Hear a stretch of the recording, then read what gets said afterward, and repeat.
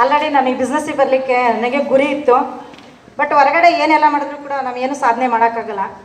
ನಾನು first of all ಈ ಬಿಸ್ನೆಸ್ಸಿಗೆ ಬರಲಿಕ್ಕೆ ಕಾರಣ ಚಂದ್ರು ಸರ್ ಪ್ರೋಗ್ರಾಮಿಗೆ ಬಂದಿದ್ದೆ ಮೈಸೂರಲ್ಲಿ.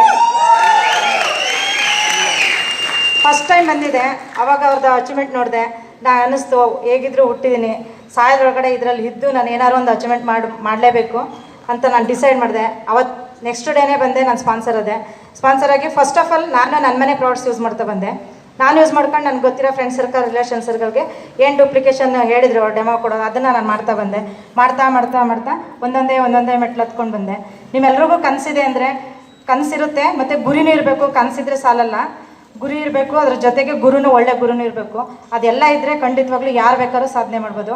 ನಿಮಗೆ ಬೇಕೇ ಬೇಕು ಅನ್ನೋ ಕಿಚ್ಚಿದ್ರೆ ಖಂಡಿತವಾಗ್ಲೂ ಎಲ್ಲನೂ ಕೂಡ ನೀವು ಪಡ್ಕೋಬೋದು. ನಾನು ಕೂಡ ಇದು 3ನೇ ಸಲ ಫಾರಿನ್ ಟ್ರಿಪ್ ಹೋಗ್ತಾ ಇರೋದು. ನಾನು ನೆಕ್ಸ್ಟ್ ಮಾರ್ಚ್ ಇದರಲ್ಲಿ ನಾನು 1 ಲ್ಯಾಕ್ ಇನ್ಕಮ್ ಮಾಡಬೇಕು ಅನ್ನೋದು ನನ್ನ ಗುರಿ. ಮತ್ತು ಇದಿಷ್ಟೆಲ್ಲ ಸಪೋರ್ಟಿವಾಗಿ ನಾವು ಬರಲಿಕ್ಕೆ ನಾನು ಅಪ್ಲೈನ್ಸು ಡೌಲೆನ್ಸ್ ಎಲ್ಲರಿಂದನೂ ಕೂಡ, ಮತ್ತು ಸಮೀರ್ ಮೋದಿ ಸರ್ಗೆ ತುಂಬ ಥ್ಯಾಂಕ್ಸ್ ಹೇಳ್ತೀನಿ. Thank you.